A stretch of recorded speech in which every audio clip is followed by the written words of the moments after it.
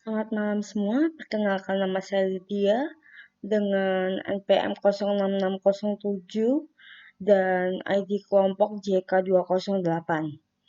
Di sini saya akan menjelaskan terkait dengan tugas praktikum pertemuan pertama. Nomor 1, susunan fungsi setiap warna dari kabel straight dan crossover beserta dengan fungsi dari warna kabel tersebut.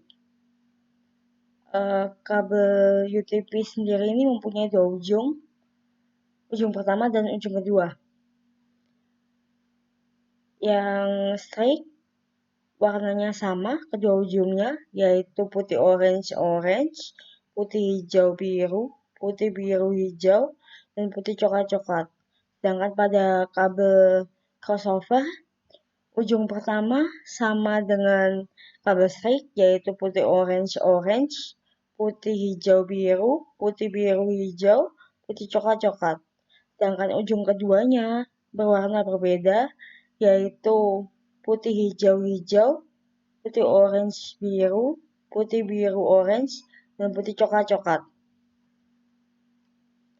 Lalu untuk soal kedua,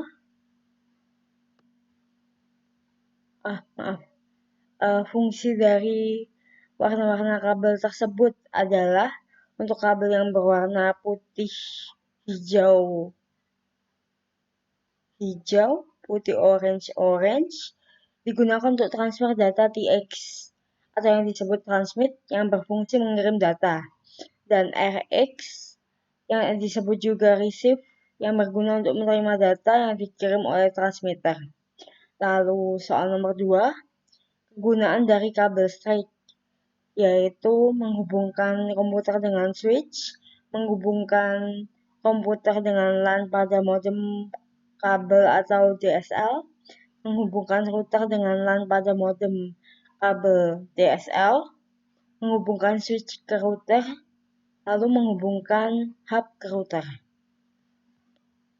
Selanjutnya, kegunaan kabel crossover, yaitu menghubungkan dua buah komputer secara langsung, menghubungkan dua buah switch, menghubungkan switch ke hub, dan menghubungkan komputer dengan router. Untuk soal nomor 3, penjelasan tentang 7 OC layer. Yang pertama, physical layer berfungsi melakukan pendefinisian sebagai sebuah media transmisi pada sebuah jaringan. Lalu yang kedua, data link layer berfungsi sebagai pengkoreksian daripada kesalahan. Yang ketiga, network layer berfungsi untuk membantu pendefinisian berbagai macam bentuk alamat IP maupun internet protokol. Yang keempat, transport layer yang berfungsi untuk menjadi pengantar. Lalu yang kelima, session layer berfungsi sebagai pendefinisian sebuah bentuk dari koneksi untuk dibangun. Lalu yang keenam, presentation layer, di mana berfungsi untuk melakukan penghubungan data yang dimana akan dilakukan pentransmisian yang berasal dari sebuah aplikasi. Lalu yang terakhir, application layer yang fungsinya untuk melakukan pelepasan data ke dalam sebuah bentuk jaringan. Lalu soal nomor 4, saya akan menjelaskan yang dimaksud dengan part 25 pada bagian IP address. Bagian ini sendiri disebut sebagai network prefix yang berfungsi sebagai penunjuk berapa banyaknya dari sebuah IP address yang merupakan posisi network ID prefix. Biasanya digunakan juga untuk konfigurasi router. Saya akan menjelaskan bagian yang part 23. Maksud dari part 23 di atas adalah bahwa IP address dengan subnet mask 255.255.255.224 CIDR per 23 diambil dari perhitungan bahwa 23 bit subnet mask diselubung dengan binary 1 atau subnet masknya adalah 111111111 atau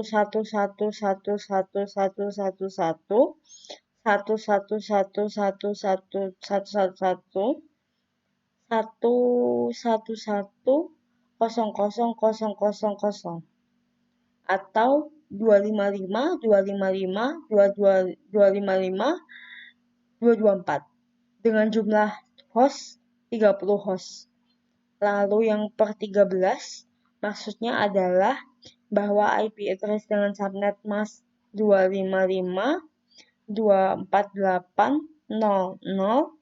CIDR per 13 diambil dari perhitungan bahwa 13 bit subnet mask diselubung dengan binary 1 atau subnet masknya adalah 111.111.111.111.00000, lalu yang lainnya 0000000000000 atau 255.248.0.0 dengan jumlah host 524.286 host. Lalu yang per 10. Maksud dari yang per 10 ini adalah bahwa IP address dengan subnet mask 255.192.0.0 CIDR per 10 diambil dari perhitungan bahwa 10 bit subnet mask diselubung dengan binary 1 atau subnet masknya adalah 111111111 110000000000000 atau 255.192.0.0 dengan jumlah host 419.4302 host. Lalu nomor 5. Menghitung dan menentukan jumlah subnet, host per subnet, blok subnet, dan alamat host beserta broadcast yang valid pada IP berikut ini. Saya akan menjelaskan yang 192.168.130/26. Netmasknya seperti berikut nih 255, 255, 255, 192 yang berarti 111111111 111111111 11000000 yang jumlah subnetnya 2 pangkat X sama dengan 2 pangkat 2 sama dengan 4 subnet. Lalu host per subnetnya adalah 2 pangkat Y min 2 sama dengan 2 pangkat 6 min 2 sama dengan 62 host.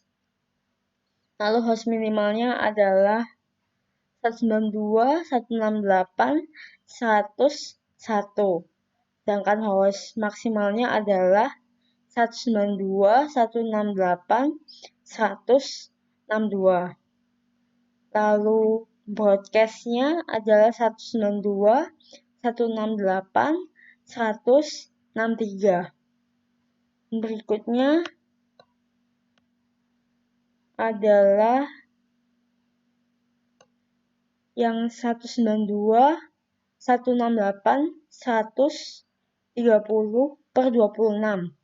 Netmasknya menjadi 255, 255, 255, 192 yang berarti 111111111 111111111 111111111 110000000. Yang jumlah subnetnya adalah 2 pangkat X, yaitu 2 pangkat 2 yang berarti 4 subnet.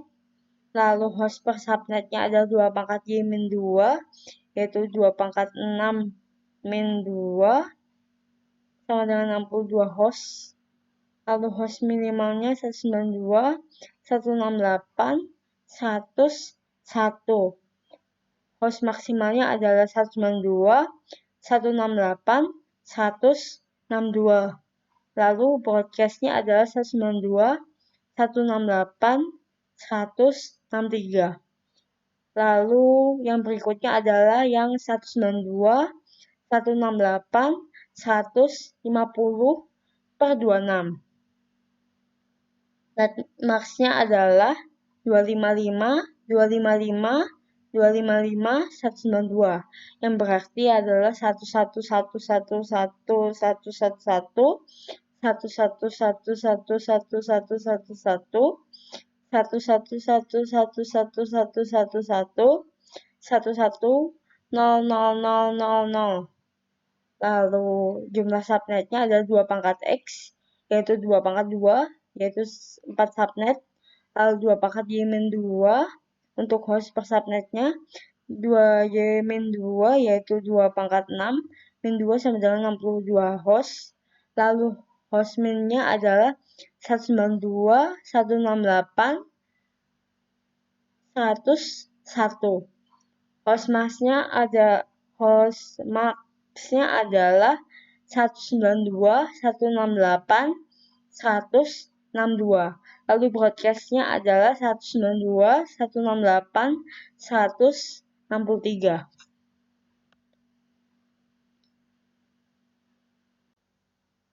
Lalu yang 192, 168, 160/26 ini netmasknya adalah 255, 255, 255, 192. Yang berarti adalah 111111111, 111111111, 111111111, 1100000. Yang jumlah subnetnya adalah 2 pangkat X, yaitu 2 pangkat 4 subnet. Lalu host per subnetnya adalah 2 pangkat Y, min 2 sama dengan 2 pangkat 6, min 2 sama dengan 62 host. Lalu host minimalnya adalah 192, 168, 101. Host masknya adalah 192, 168, 162. Lalu broadcast-nya adalah 192, 168, 163. Lalu untuk nomor 6, saya akan menjelaskan tentang kelebihan dan kekurangan dari topologi ring, topologi bus, dan juga topologi star. Mulai dari topologi ring, topologi ini merupakan topologi yang digunakan untuk menghubungkan satu komputer dalam satu loop tertutup. Pada topologi ini, data atau message yang dikirim berjalan mengelilingi jaringan dengan satu arah pengiriman ke komputer. Selanjutnya terus hingga mencapai komputer yang dituju. Keuntungan dari topologi ini adalah 1. Kecepatan pengirimannya tinggi. 2. Dapat melayani traffic yang padat. 3. Tidak diperlukan host dan biayanya relatif murah. Lalu dapat melayani berbagai mesin pengirim, komunikasi antar terminal mudah, lalu waktu yang diperlukan untuk pengaksesan data optimal. Kekurangannya adalah perubahan jumlah perangkat sulit. Kerusakan pada media pengirim dapat mempengaruhi seluruh jaringan, lalu harus dapat mendeteksi kesalahan untuk kemudian diisolasi. Kerusakan pada salah satu perangkat dapat menyebabkan kelumpuhan jaringan. Lalu tidak baik untuk pengiriman suara, video, dan data. Yang kedua, topologi bus. Topologi ini menggunakan sebuah kabel pusat yang merupakan media utama dari jaringan. Terminal-terminal yang ada membangun jaringan dihubungkan dengan kabel utama yang merupakan inti pada jaringan tersebut. Keuntungannya adalah jarak LAN tidak terbatas, lalu kecepatan pengiriman tinggi. Selanjutnya, tidak diperlukan pengendali pusat, jumlah perangkat yang bisa diubah tanpa mengganggu yang lain. Lalu kemampuan pengembangan yang tinggi, kondusif untuk jaringan gedung bertingkat. Kekurangannya adalah jika tingkat trafiknya tinggi, dapat menyebabkan kemacetan. Lalu diperlukan repeater untuk memperkuat sinyal. Kemudian operasional jaringan LAN, hanya LAN saja. Lalu keamanan data kurang terjamin. Berikutnya adalah topologi STAR. Topologi ini menggunakan suatu terminal sebagai terminal sentral yang menghubungkan semua terminal klien.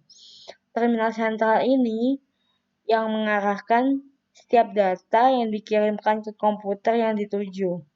Keuntungannya dapat diandalkan, mudah dikembangkan, keamanan data tinggi, kemudahan akses ke jaringan LAN lain. Lalu kekurangannya, jika trafik padat, maka dapat menyebabkan lambat jaringan atau lemot. Lalu jaringan sangat bergantung pada perangkat pengendali. Yang terakhir adalah boros dalam penggunaan kabel. Lalu soal yang ketujuh, kampus ITATS memiliki sebuah jaringan dengan IP 128.25.50.0/21 yang akan dibagikan ke setiap gedung dengan jumlah host yang berbeda-beda sebagai berikut. Network address-nya 128.25.50.0/21. Subnet mask-nya 255.255.248.0 yang berarti jumlah host-nya adalah 2046 host. Di sini GA-nya adalah network address-nya 128.25.50.0. Range IP-nya mulai dari 128.25.51 sampai 128.25.56. Lalu subnet mask-nya 255.255.255.248. Broadcast address-nya adalah 128.25.50.7 yang berarti 76 host. Lalu GB dengan network address 128.25.58 dengan range IP 128.25.59 sampai 128.25.50.14. Lalu subnet mask 255.255.255.248 dan broadcast address-nya 128.25.50.15 yang berarti total host-nya adalah 6. Lalu GC network address-nya adalah 128.25.50.16. Range IP-nya mulai dari 128.25.50.17 sampai 128.25.50.22. Lalu subnet mask-nya adalah 255.255.255.248 dan broadcast address-nya adalah 128.25.50.23 yang host-nya adalah 6. Lalu GD dengan network address adalah 128.25.50.24. Range IP dimulai dari 128.25.50.25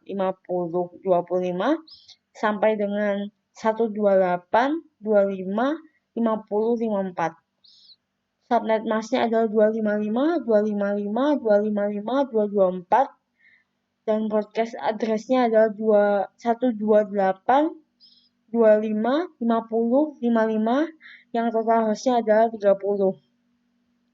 Lalu GE network address-nya adalah 128.25.50.56 dengan range IP 128.25.50.57 sampai 128.25.50.86. subnet masknya adalah 255, 255, 255, 224. Broadcast address-nya adalah 128, 25, 50, 87. Dengan total host-nya 30. Lalu GF, network address-nya adalah 128, 25, 50, 88. Range IP dimulai dari 128, 25, 50, 89 sampai 128, 25, 50, 118. Lalu subnet masknya adalah 255, 255, 255, 224. Broadcast address-nya 128, 25, 50, 119 yang berarti host-nya adalah 30. Lalu untuk nomor 8, di sini saya akan menjelaskan tentang konfigurasi IP statik dan DHCP dengan menggunakan IP 192.168.50.0. Langkah pertama, kita membuat model dengan paket tracer seperti ini. Letakkan server, switch, dan 3 komputer. Lalu set DHCP service servernya lebih dulu. Lalu di turn on agar DHCP client terkonfigurasi otomatis. Lalu klik save. Kemudian konfigurasi IP dan subnet masknya untuk IP 192.168.50.1 dan subnet mask 255, 255, 255, 128 seperti ini. Lalu berikutnya menyeting IP pada klien ke statik, dari statik ke DHCP. Jadi dari statik ini diubah ke DHCP. Lalu setelah itu lakukan test ping pada klien. Caranya dengan buka command prompt, lalu ketikkan ping 192.168.50.1. Setelah berhasil, maka akan muncul tampilan reply seperti ini. Sekian video terkait dengan tugas praktikum pertemuan pertama. Saya ucapkan